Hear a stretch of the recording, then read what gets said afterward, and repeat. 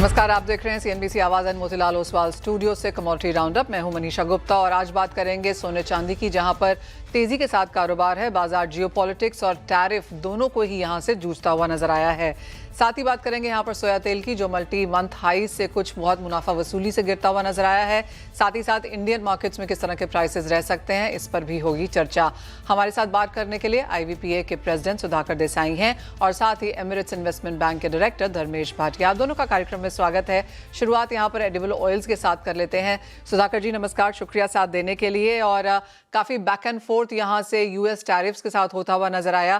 पहले लगा कि शायद सोया इंडिया खरीदेगा यूएस से, पर उसके बाद जिस तरह से अब ग्लोबल टैरिफ्स हैं और कोई डिटेल्ड यहां पर इंटरिम एग्रीमेंट की बात भी नहीं हो रही है, इंडस्ट्री इसे कैसे देखती है?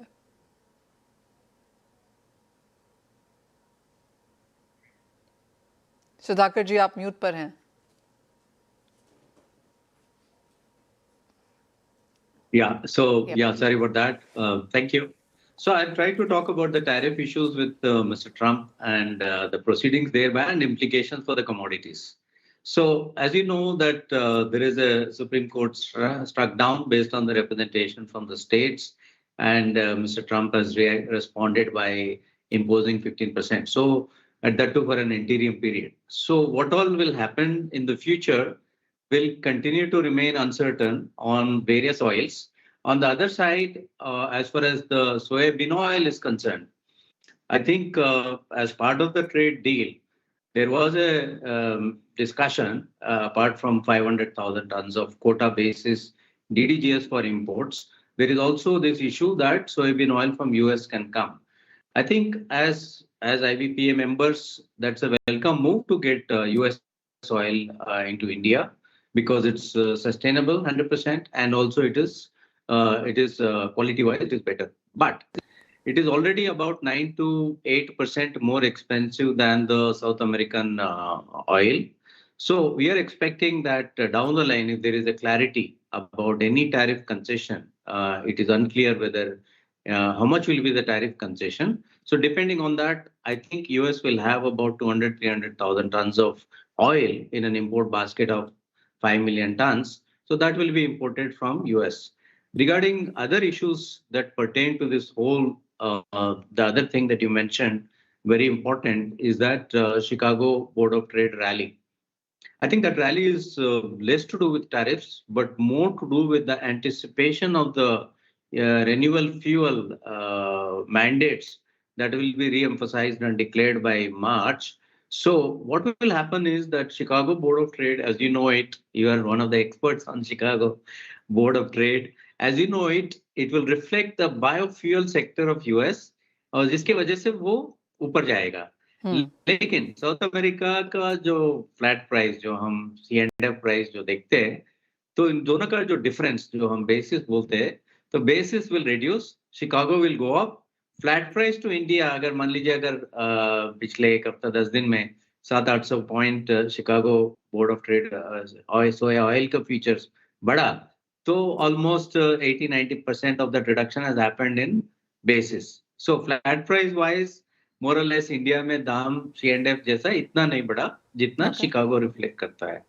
क्लियरली मिस्टर देसाई, एक और चीज़ है यहाँ पर, वो है चाइना जो यूएस से खरीदारी कर रहा है as of now, even as बहुत सारी अनसर्टनिटी है ट्रेड एग्रीमेंट्स को लेकर, लेकिन जितना चाइना ने यहाँ से यूएस से सोयाबीन लिया है, जितना शायद अगले सीजन में भी लेगा, आपको लगता है वो एक और फैक्टर है यहाँ पर अंतर्राष्ट्रीय बाजारों में वॉच करने के लिए? Of course. See, no US president has utilized this powers of emergency, national emergency, to declare tariffs. So earlier presidents have used it either for sanctions or freezing of assets.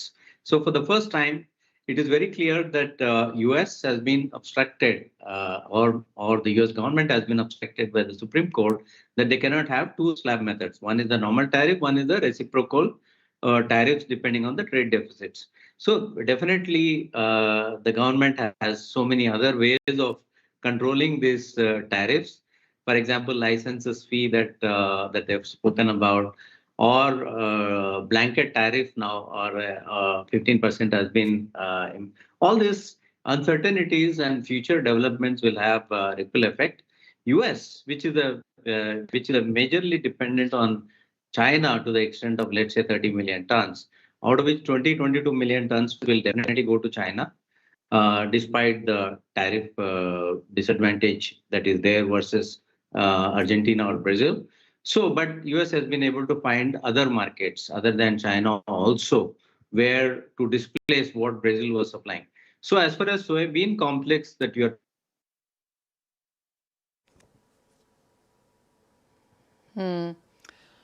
All right, जैसे सुधाकर जी कह रहे हैं कि of course interesting रहेगा देखना कि US और China के बीच में यहाँ पर क्या होता है। एज ऑफ नाउ जो 30 मिलियन टन यूएस बेचना चाहता है उसमें से 20-22 यहाँ पर चाइना लेगा, और साथ ही साथ जैसे वो कह रहे थे कि बायोफ्यूल मैंडेट जो मार्च एंड तक आएगा वो इंटरेस्टिंग होगा इंटरनेशनल प्राइसेस यहाँ पर देखने के लिए।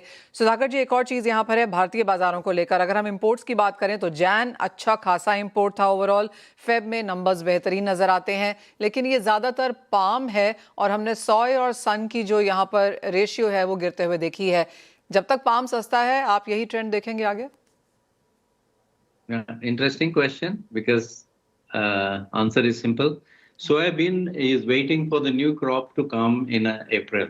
So the market is expected to be lower or was lower. It's called typically inverted market, where nearby is higher and April is lower. So India is going just in time without building stocks on bean oil. They have bought a lot of April, May, June already, because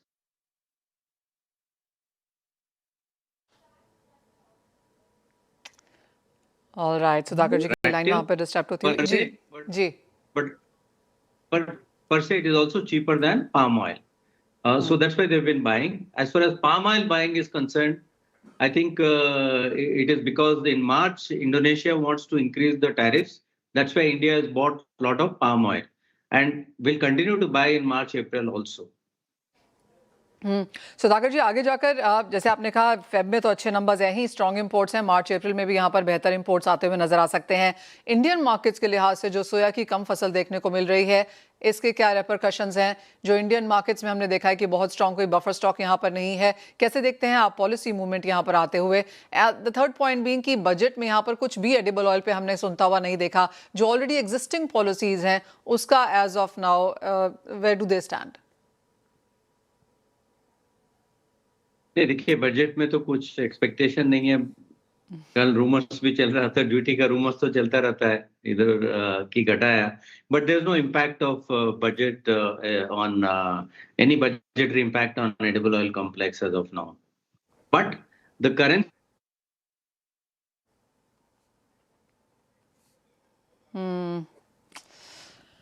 okay, उस line में जी weak levels of 92 currency has appreciated definitely. Yeah. Sudhakar ji, मुझे याद है last time जब हमारी conversation हुई थी तो आपने कहा था कि इंडियन डिमांड को लेकर यहाँ पर चिंताएं हैं, और वो पिछले 3 क्वार्टर से हम लगातार वो बात करते रहे हैं। क्या इस क्वार्टर में कोई पिकअप है, या फिर आप कहेंगे कि इंडियन एडिबल ऑयल डिमांड अभी भी काफी स्टैटिक है, ग्रोथ नहीं है?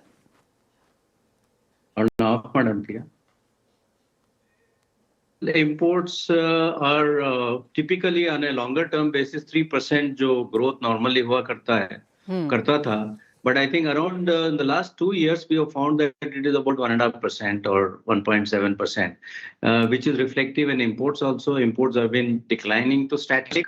So I think consumption has definitely slowed down in India, and also coupled with that, probably it is more to do with the more of health consciousness or limited consumption due to slightly higher prices compared to, let's say, 2 years back. So that we have seen in the market that the consumption is no longer growing at 3.5%. एक final सवाल, और ये भी overall markets को लेकर ही है सुधाकर जी। हम organic, cold pressed, would pressed, काफी सारी चीजें अब यहाँ पर मार्केट में आती हुई नजर आई हैं। एक नीश बाजार है अभी भी, लेकिन क्या किस तरह की ग्रोथ यहाँ पर देखने को मिली है? See, that is a very good growth in certain markets like e-commerce or a quick commerce on the premium end, but that is still very, very insignificant and small, though growing at a rapid rate. It's a very small percentage of premium oils regarding these what I call exotic hyper oils. And साथ ही साथ अगर हम cess में olives और ये जो बाकी की कैटेगरी है जो एक्चुअली एक्सोटिक ऑयल्स में आती है, ओवरऑल इसकी मार्केट कैसी है? देखिए, ऑलिव ऑयल का स्टैटिक हुआ है पिछले 3-4 साल से। मेरे ख्याल से the demand has been static from India. I wouldn't know the exact numbers, but it's very, very small olive oil actually. When you go to the modern trade, you will find a lot of olive oil on the shelf, but the numbers of imports are very, very small compared to the overall imports. Sudhakar ji, just to make a sense then, of course जिस तरह का palm oil India import करता है सबसे बड़ी demand वहां पर उसकी है। फिर हम सोया ऑयल देखते हैं, मस्टर्ड, सन है, कोकोनट है, सेसमे, ऑलिव है, काफ़ी सारे ऑयल्स यहाँ पर हैं। अगर आप उसे स्टैक आउट करना चाहें, रैंक करना चाहें, maximum demand as it goes down, तो कैसी होगी? नहीं, आजकल देखिए, palm used to be the largest thing because of horeca demand, which is about 40% of the Indian consumption. But gradually now you'll find more of soybean oil competing with palm oil in consumption. जो soybean oil जो 3.5% का import हुआ करता था, coupled with the domestic production of 2.5 million tons, so that is actually growing very fast. So I would say that eventually Indian consumption basket is primarily dominated by mustard oil, soybean oil, and of course palm oil, majorly into the hotels, canteens, and institutional demand and the food service sector. This is how the consumption is, and sunflower oil is primarily a household commodity, and 70-80% of it is in southern parts of India, where soybean oil does not compete with sun oil. So this is the evolution of oil consumption and demand over a period of years right now. All right, and then उसके बाद of course coconut, sesame, olive, वो बहुत small quantities हैं। जैसे आपने कहा coconut oil शायद ज़्यादा है, लेकिन बाकी सब चीज़ें यहाँ पर on the lower side. But as always Sudhakar ji, बहुत शुक्रिया साथ जुड़ने के लिए, और बहुत डिटेल में international markets, Indian markets, consumption trends, वो सभी कुछ हमारे साथ आज यहाँ पर डिस्कस करने के लिए। वेल, आगे बढ़ेंगे और इंटरनेशनल मार्केट्स की तरफ एक रुख कर लेते हैं, जहाँ पर सोने चांदी में इनिशियल तेजी के बाद कुछ मुनाफा वसूली आई है, लेकिन एक स्पेस जो लगातार तेजी में कारोबार कर रही है वो है कच्चा तेल।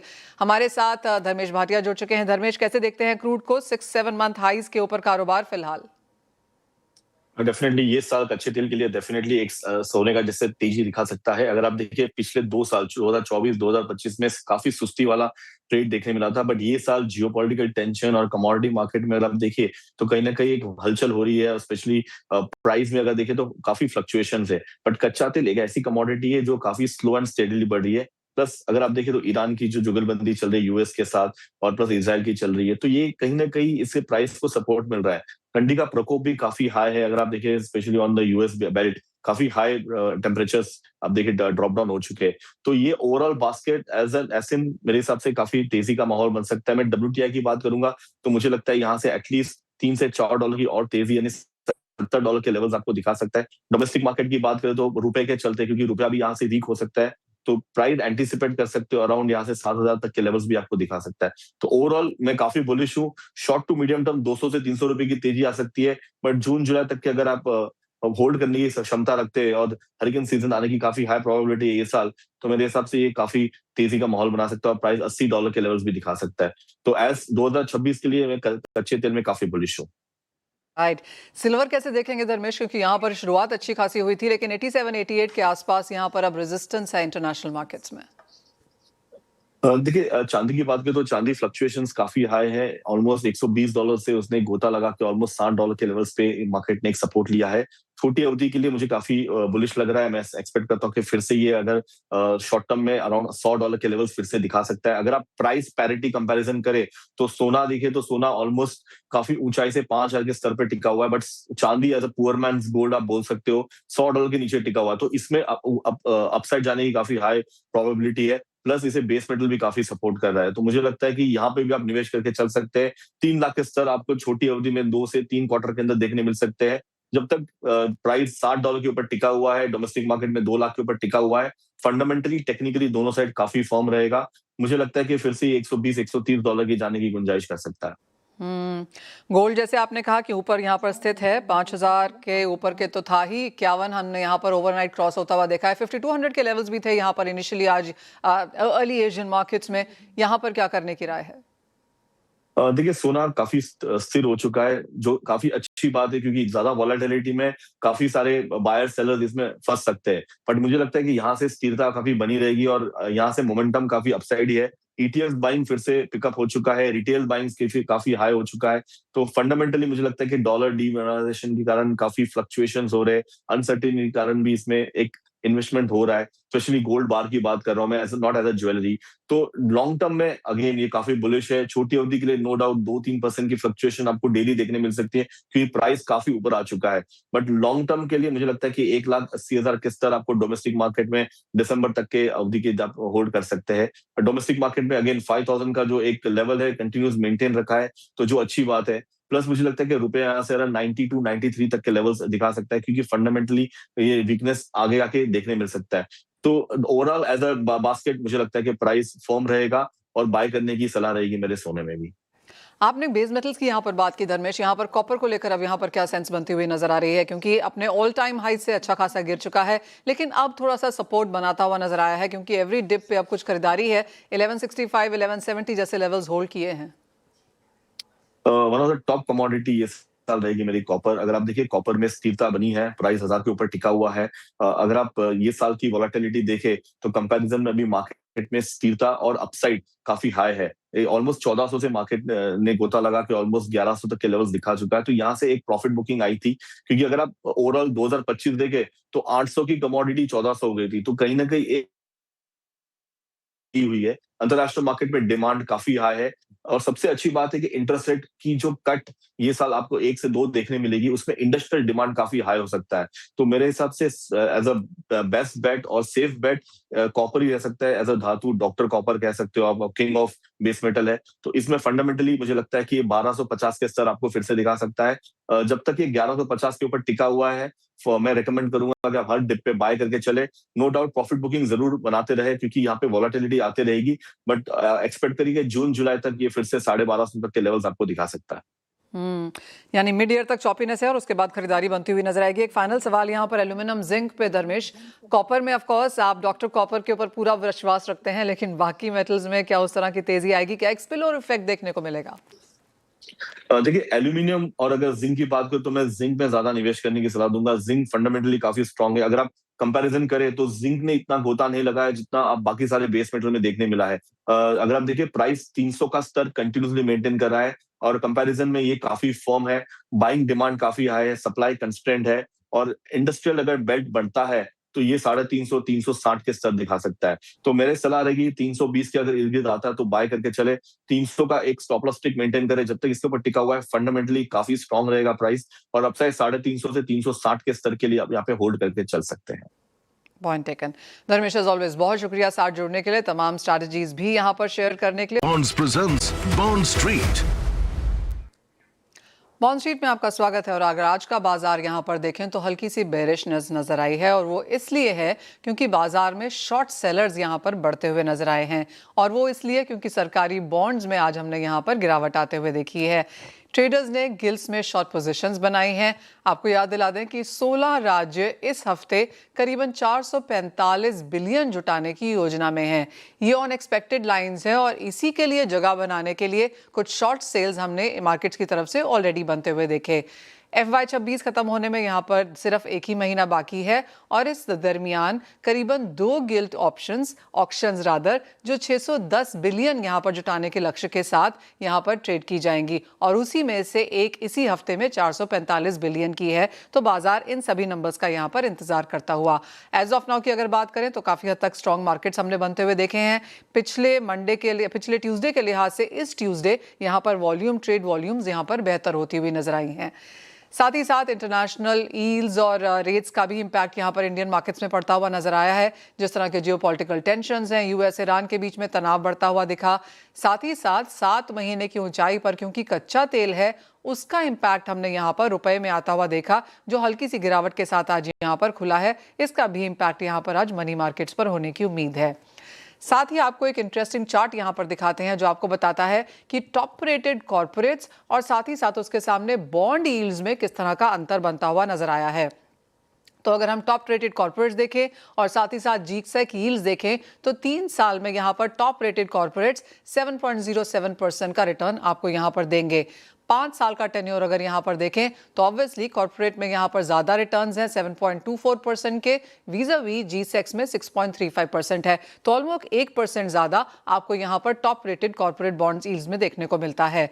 फाइनली अगर 10 साल का भी यहाँ पर टेन्योर के लिहाज से देखें तो टॉप रेटेड कॉर्पोरेट बॉन्ड्स में यहाँ पर 7.4% यील्ड मिलता है, जबकि G-Secs में 6.8%। CNBC Awaaz and India Bonds presents Bond Street.